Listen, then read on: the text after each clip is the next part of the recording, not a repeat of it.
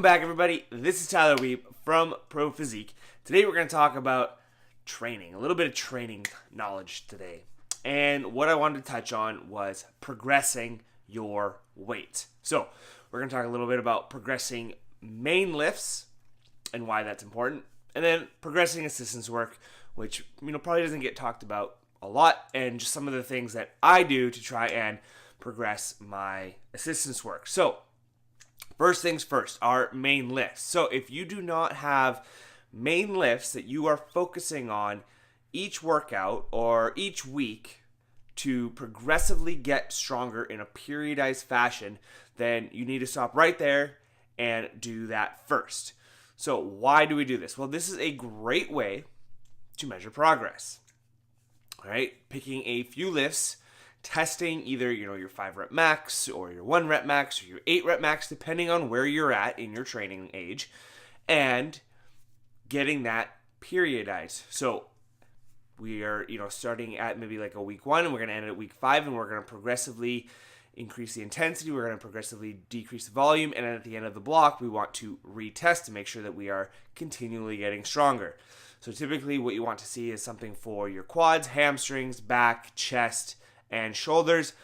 And then depending on your goal, maybe glutes. I find, for the general population, usually don't add any glute stuff in periodized, because I find that the workouts can start to take a little bit longer, and so I'll just program some glutes in just for fun. Anyways, that is something that everyone should at least have, so we have a way to measure progress through the program to make sure that we're not getting too much volume, we're not getting too tired, or maybe it's not enough volume. Maybe, the weights at the end of week 5 are actually too easy. So this is a great way to measure the kind of the overall success of the program. So always getting those main lifts, I really like to do. And again, it's going to be different for each goal. Bodybuilding is going to be different than powerlifting, but I like to try and get people to hit those twice. And then I will usually change up the intensities and the type of volume or reps that they're doing for the 2 days. So usually I'll have a couple strength days where our focus is getting stronger. So we're going to have a bit higher intensities. So heavier weights, lower reps. And then the other day, I usually really like to add in a hypertrophy day. So we're going to have lighter intensity, but the reps are going to be a little bit higher. So that is the first thing that we should make sure that we are having in our program. I see a lot of people just coming into the gym and, going to town and just going as hard as they can every single day.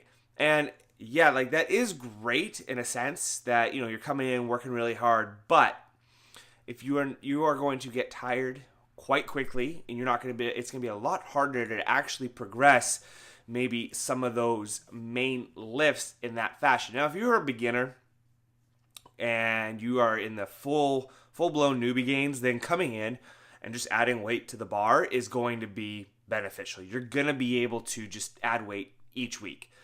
But what happens is as we progress in our training age, it's going to get a lot harder just to come in every week and add 10, 20 pounds to the bar for, squats or deadlifts or something like that. So that is where some periodization can really come into play. And it just manages fatigue as well, because the main lifts can typically be quite fatiguing. Okay, so that's kind of our main lifts, right? That's a good overall measure of the program. All right. Now, I should mention that if you do not have a training log, something like this, then, again, you are missing out on a very important tool. So you can see, right, I've got all my workouts written out. I'll go on Sunday evening, open up my program, look at my week, write it all down, how many sets, how many reps, and then I'll always make notes on weights.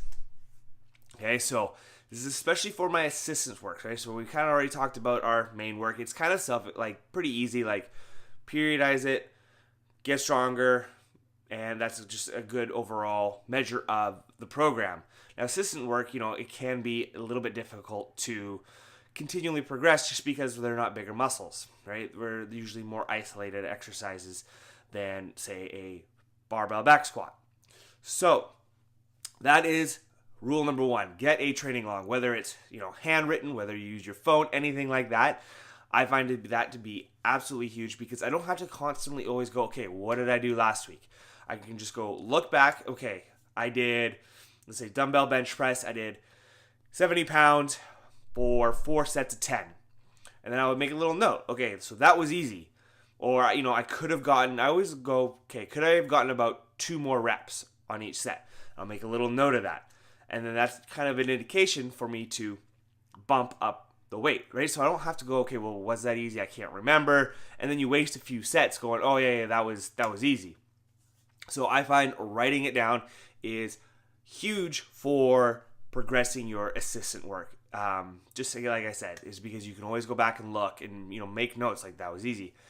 Now, if I do find something that was fairly easy or, starting to become easy, what I really like to do actually, and I don't know if there's anything behind this or, what you guys do, but this just seems to have worked for me is I will do my first 2 sets or my first set with the heavier weight. So let's go back to the dumbbell bench press. Let's say I was doing 70 pounds, 4 sets of 10. I'm like, okay, you know what? Like that was easy. I could probably bump it up. So I'll do my first 2 sets at 75 pounds. And, probably that second set, it's, quite a struggle to get that 10th one up. Like we're, RPE 10, 9, really not going to be able to get a good solid rep up. So then I'll back it down to 70 because I know that, that's fairly easy for me. I can get those last 2 sets in. Okay, and then I'll come back in next week. I'll do the 2 sets of 10 again. Then I'll judge based upon that second set. All right, do I add that third set in of 10 at 75 pounds? And it's almost just kind of like a cycle, and it just kind of builds upon each other where, 1 week it might be that 2 sets of 10 at 75. I might do that for 2 weeks. But then that second week, okay, that second set, that third week, that second set was, well, that was pretty easy. So let's do 3. Okay, well, I only got 8 reps on that third set that next week, but it's close. So we'll do that third set again. And then before you know it, it's 4 sets of 10 at 75. And you might do that for a while, and then you start to build again. Like I said, these are not going to progress as quickly as your compound movements because we are not going to take our time to just go test our 1RM, 5RM for bicep curls or anything like that. This is just more our, hypertrophy work, our assistance work. And so we always want to be working at around an RPE 8 or 2 reps in reserve, 2 to 3 reps in reserve probably. And that means that after each set, we could get maybe another 2 or 3 reps, and then just we build from there. And that really allows me, the log allows me to write that down as, okay, I did 2 sets here, and then 2 sets here, and then 3 sets. So that is something that that is what I actually use a lot of the time to up my assistance work. Now, some days, you get into it and exercise, and maybe last week, 140 pounds or 70 pounds was really heavy, but then now all of a sudden you're feeling really good and at 75 and you bump up to 75 pounds just right there and then. And that does happen sometimes. But I have found that the way I do it, it has worked very well for me. I've been able to progress my assistance work a lot.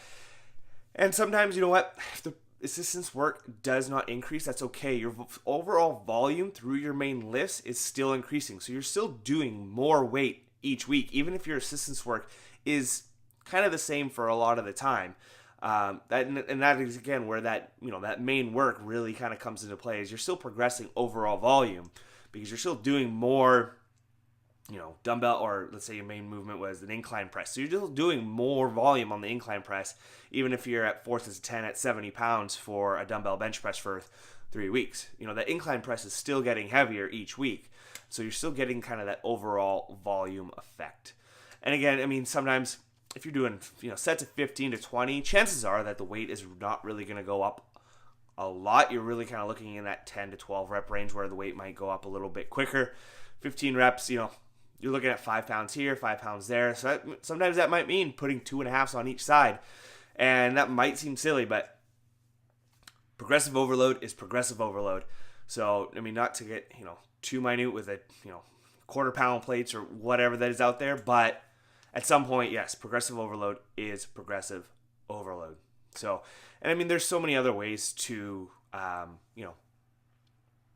increase what you're doing for your assistance work. It doesn't just have to be more weight. You can do some time under tension stuff, so you can go a lot slower on the eccentric phase, right? You can do some drop sets. That is a great way to get that extra volume in and kind of progress. Sometimes I like to challenge myself of trying to get 1 or 2 more reps each week when I'm taking a set to failure, stuff like that. So maybe you're doing, a set of, four sets of 10, 4 sets of 12 on that dumbbell bench press at 70 pounds, and you have a drop set, you drop the weight by 50%, and you're going to failure. So maybe one week you did 5 reps, right, for failure. And then next week, okay, well, you got 7 reps. Well, that's 2 more reps than you did last week, right? So that's still a progression. You're still pushing your body a little bit more. So don't think that increasing weight is going to be the only way to increase, or progress your exercises. There's so many other ways to progress, and weight